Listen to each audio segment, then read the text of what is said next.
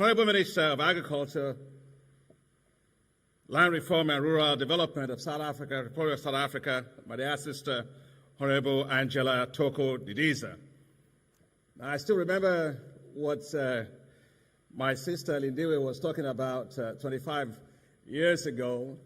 She makes it look like Jurassic Park or something. But it was such a long time ago, and I remember you then, and you were dynamic then, and you're still dynamic now.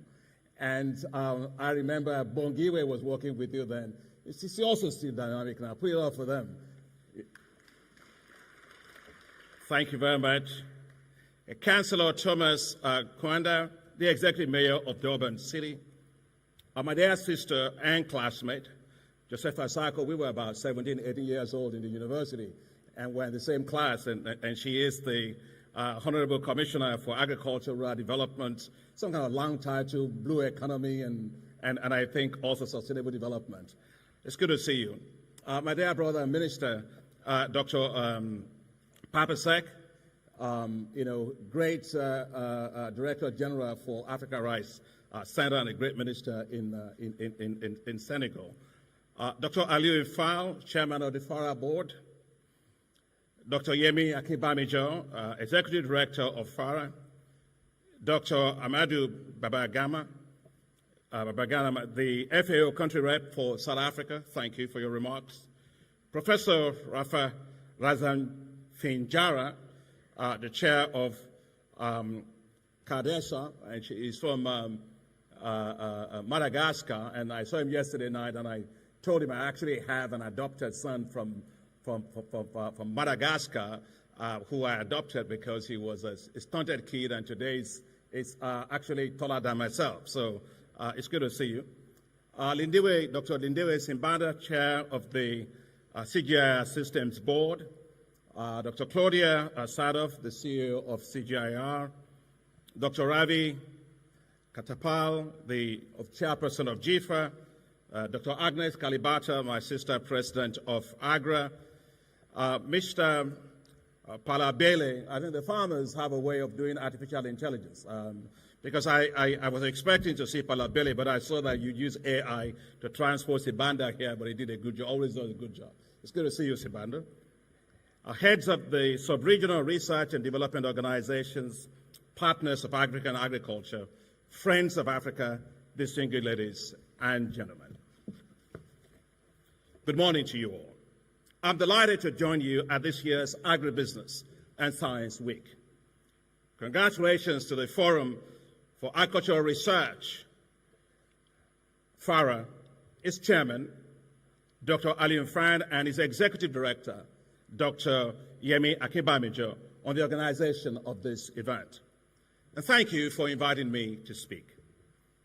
I have such a great admiration for the work of FARA and for the remarkable leadership and work of its executive director, their passion and commitment and dedication, the board of directors, and of course, the staff. I like people working hard, but we've got to have fun sometimes. We also have to have both admiration, but also have celebration. And you may not know that today actually is the 35th wedding anniversary of the executive director, Yemi Akinbamijo. And so his wife is here, Jumoke Akinbamijo. And if your wife is here, she can stand. We have to record, she's not here yet, okay. But I like to always say that for all the men that do great things, 60% of their success is due to their wives, 40% is due to them.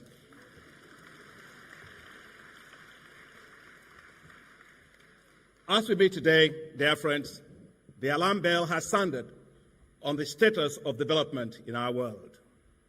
The United Nations Secretary General Antonio Guterres sounded an alarm a few weeks ago on the Sustainable Development Goals, the SDGs.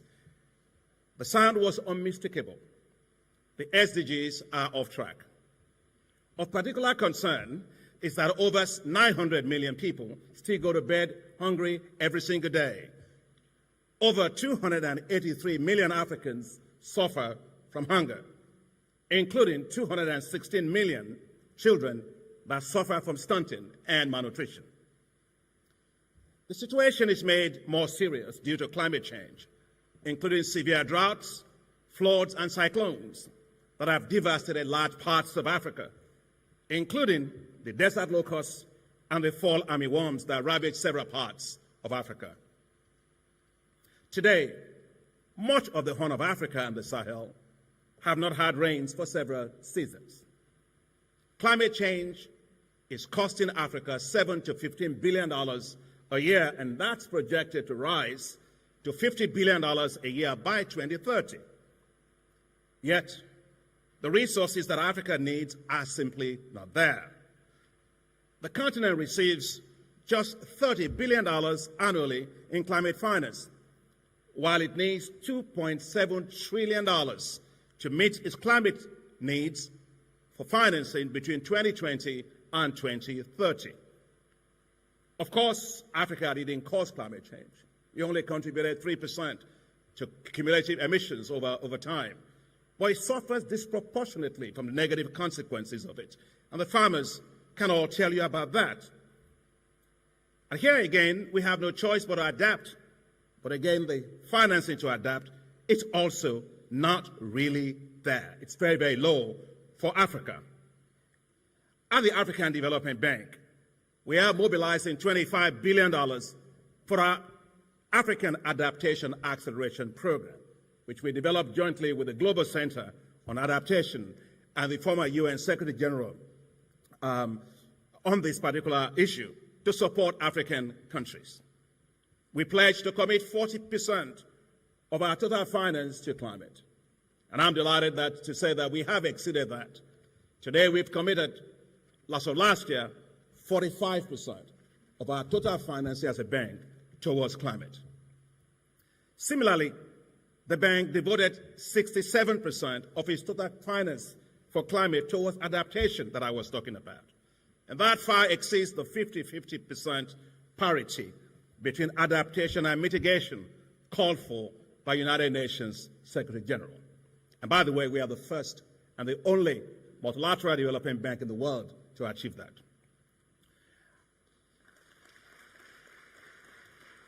I am excited about what the bank is doing with its partners to support farmers to adapt to climate change through our flagship program, Technologies for African Agricultural Transformation, or otherwise known as TAAT, or T-A-A-T.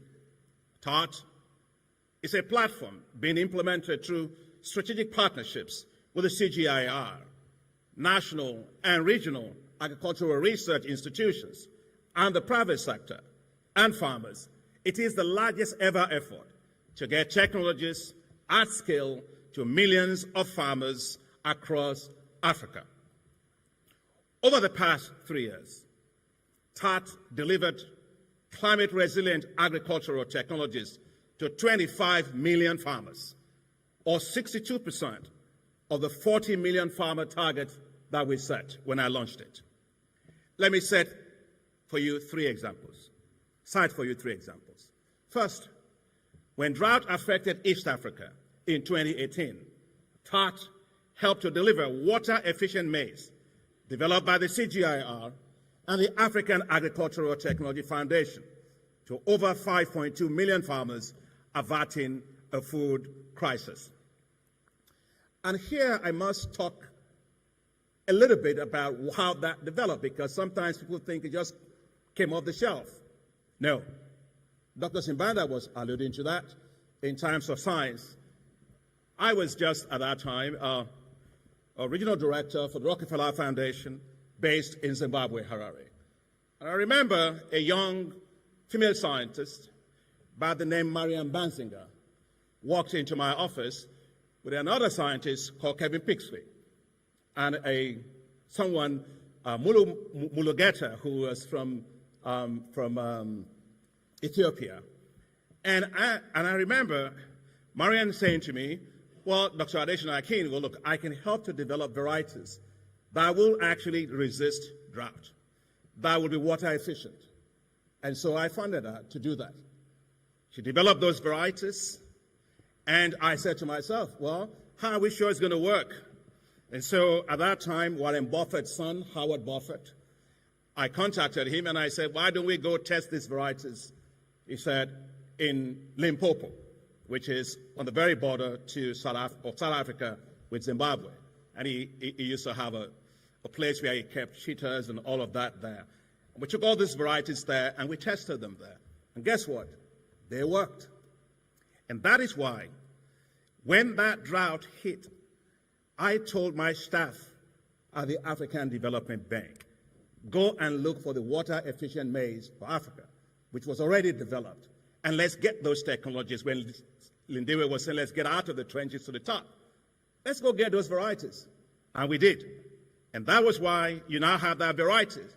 Those varieties delivered to 5.2 million farmers and averted a crisis. That's the power of science, technology, and innovation. Second, to tackle the fall armyworms, TAT developed technologies that were delivered to 2 million farmers across Malawi, Zambia, and Zimbabwe. And third, TAT helped to deliver Nerika rice varieties, and we have here the DG then of Africa Rice. We developed those varieties and we delivered them to 3.2 million farmers. The bank is also deploying instruments to support farmers that are affected by extreme weather patterns through our agricultural risk insurance facility, which we call the Africa Disaster Risk Financing Program. We have provided $55 million to pay for sovereign risk insurance for countries that are affected by extreme weather patterns and therefore they suffer catastrophic damage that needs to be compensated for. And guess what? It is working and working very well. When drought hit Malawi in 2021, they got a payment of $14.2 million to compensate their farmers. When tropical cyclone hit Madagascar in 2022, they received $10.7 million to pay 628,000 farmers. And what is so exciting about all of this is that we are combining the power of science, technology, and innovations to build climate-resilient agricultural production systems. And we are connecting global research and the development systems with national, regional agricultural research and development systems, as well as with private sector, as well as with farmers. Now, importance of public policy. It matters in getting things to scale. The successes being achieved also point, therefore, to the importance of supportive national food and agricultural policies. You can only get as far as the policies allow you to go. In Ethiopia, heat-tolerant wheat varieties, which, of course, again, by the CGIAR, ICADA did a fantastic work on that with us. We took these varieties and we provided them to Ethiopia. And I remember at the time when we first provided to Ethiopia was about 65,000 metric tons of seed. Of course, if you want to see what that means, if you have a Airbus 380 aircraft, the people you have on it, the fuel you have on it, and the luggage that you have on it, it's just about 90, maybe about 98.4 metric tons.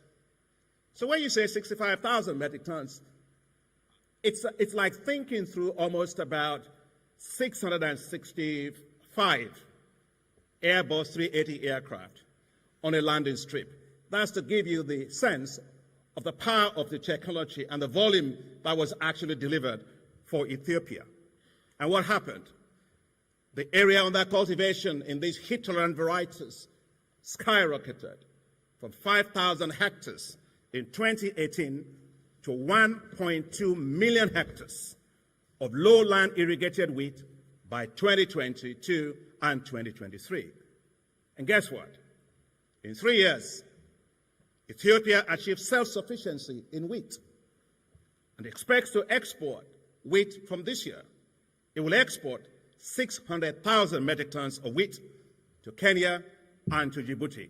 What an incredible achievement. I think we should actually applaud that.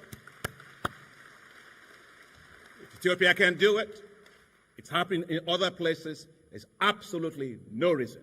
Look, we may not, as Africa, be able yet to manufacture aircrafts. There's absolutely no reason in the world why we can't fill those aircrafts with food. This continent will determine the future of food in the world. To enhance food processing, value addition, and competitiveness of agricultural supply chains, the African Development Bank is committing resources for the establishment of what we call special agro-industrial processing zones. These zones, enabled with critical infrastructure and logistics, will support food and agribusiness companies to locate close to the zones of production, to reduce food losses, enhance value addition, and support the emergence of food and agricultural value chains that are competitive nationally, regionally, and globally, while creating jobs and transforming our rural areas. You know, every time I went to school in a rural area, and therefore my heart is always there. And I know that most part of Africa today, our rural areas have become nothing but zones of economic misery. They are forgotten. There's no infrastructure, there's no power, there are no logistics, there are no good roads, there's no good education. You know, locking out literally almost 70% of Africa's population. No, we have to make sure that agriculture, which is their source of livelihood, becomes a wealth-creating sector. It's more than just feeding people. It's unlocking opportunities for them to have a decent livelihood like everybody else, to be able to send their kids to school, to be able to put clothing upon them, to be able to have a shelter over their head, to be able to have a social insurance system that guarantees a quality of life for them. And so what I'm saying to you, my dear friends, today is we must totally change our rural economies from zones of economic misery. We have to turn them into zones of economic prosperity. The bank, along with its partners, the Islamic Development Bank, the International Fund for Agricultural Development, we are investing $1.5 billion for the establishment of these zones right now in about 11 countries. However, dear friends, despite these achievements, there's still much to do to help Africa to achieve zero hunger. To achieve scale all across Africa, President Macky Sall, my dear brother and friend who was a chairperson of the African Union, myself, worked together with the African Union Commission to organize in January of this year what's called the Feed Africa Summit, or Dakar 2. And it was incredible. Many of you were there. And it was attended by 34 heads of state and government, including the President of Ireland, who stayed with us for 4 days of these meetings. In fact, honestly, I work with African heads of state all the time. I've never seen any meeting like that. The AU Commissioner was there, and several of you. You know, and I remember President Macky Sall was offering state dinner for heads of state. And normally, you know, heads of state will talk and they will leave. But in this case, it was different. He didn't find anybody much to really come. Only a few people came for the state dinner. Why? They were all in the boardrooms thinking, how will they feed their people? And that's what we must understand. Political will is the currency for success. To achieve that success, we developed food and agricultural delivery compacts for 41 countries. The goal is clear. The food and agricultural delivery compacts to achieve food self-sufficiency in Africa within 5 years and fully unlock Africa's agricultural potentials to be competitive in global markets. It was an incredible coordination of global effort and partnerships. I'm glad to let you know that as of today, we have mobilized $72 billion towards the food and agricultural delivery compacts to help accelerate the transformation of Africa's agriculture. I have appointed special envoys to work with all partners and countries for the effective implementation of these compacts. Today, I am pleased to announce that one of the special envoys is Dr. Timothy Williams, a former director in the CGIAR with decades of experience that has spanned International Livestock Research Institute and the International Water Management Institute. I expect that the second special envoy will also be from the CGIAR. This should tell you how much I think of the CGIAR and why we must advance on making the CGIAR work better for Africa. We must collectively achieve zero hunger in Africa in the next 5 years. We have the technologies. We have the technology delivery platforms. We have the science, the technology, and the innovation platforms, such as FARA, the CGIAR, and others. We have the political will. What we need now is greater action, and action at scale. Your gathering today for this Agribusiness Science Week is very important. We must pull together the power to drive a more productive, efficient, and more competitive agricultural system. Today, new digital technologies are offering innovative solutions to challenges faced by farmers. They now provide improved access to agricultural information and technology. Farmers can now access weather forecasts, market prices, better farming practices, and pest management technologies through their mobile phone applications, online platforms, and SMS services. Mobile banking now makes it possible to have financial inclusion of our farmers. Fintech companies now allow farmers to send and to receive payments, access credit, and conduct financial transactions more efficiently.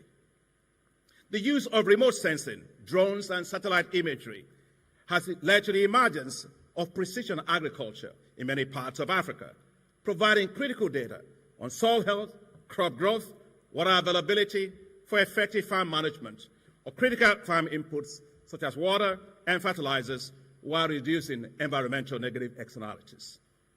Today, online marketplaces or e-commerce platforms and commodity exchanges have emerged, connecting farmers directly to buyers, reducing farm losses, and allowing farmers to get better prices. For supply management, supply chain management, blockchain technology today is now being used to enhance transparency and efficiency in agricultural supply chains. This is helping to track and verify the origins, the quality, and the movement of agricultural products, reducing fraud, improving traceability, and enhancing fair market negotiations. So from the farm to the table, technologies, science, and innovation, and institutional innovations are imagined to transform the entire agricultural systems and food systems of Africa.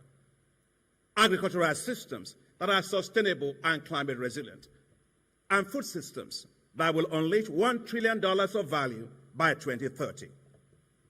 And for that to be achieved, we must strengthen and support the CGIAR with a lot more resources, ensure that it works and delivers for Africa based on our priorities, and support regional research and development organizations such as FARA and all the sub-regional and agricultural research organizations. And CGIAR, I know you're here. You can count me as your champion as you raise more money for the CGIAR. And FARA, you're here. You can count me as a champion for you as you raise more resources for yourself and also for all the sub-regional organizations. That's why in the past year, the African Development Bank hosted 2 high-level consultations co-organized with the African Union Commission, the Forum with FARA, and the CGIAR. The objective of these consultations was simple: gain a better understanding of how the one CGIAR reforms will work concerning Africa and its shareholders. The outputs of these consultations, when fully addressed, I believe, will strengthen the partnership with CGIAR for supporting Africa's agricultural research and innovation and institutions, particularly national agricultural research institutions, for scaling up the impact of technologies to assure our continent of food security. Dear friends, these kind of partnerships are essential for scaling up innovation to support millions of smallholder farmers all across Africa. And that's why I'm delighted with the Abidjan II Agreement and the subsequent action plans arising from these consultations that we helped to forge with the CGIAR on these reforms and the CGIAR centers in Africa and FARA. And let me thank you, Claudia, because you are at the heart of those discussions. Thank you for being very responsive. Thank you for taking up the challenge, and you did well. This action plan commits the African Development Bank, along with the CGIAR, FARA, the African Union Commission, to a coherent a well-coordinated effort for boosting agricultural research and innovation over the coming years. So today, our respective organizations, along with CIMMYT, with IITA, will be unveiling this action plan at the 1CGIAR moderated session and press conference right here in Durban today. There is an enormous untapped opportunity, dear friends, to put Africa's food security on a sounder footing. Unleashing the continent's agricultural potential through proven innovations and a commitment to research holds the key to food security in Africa and throughout the world. Ladies and gentlemen, as stewards of Africa's agribusiness and science sectors, we bear a huge responsibility to transform Africa into a food secure, economically prosperous, sustainable and resilient beacon for the world. Our toil is monumental, but our resolve is undeterred. We are turning the tide on food insecurity, unlocking the vast agricultural potential of our continent, and planting the seeds of prosperity in the very soil that feeds us. Through our collective efforts, we have mobilized significant resources, developed innovative programs, initiated transformative actions and policies.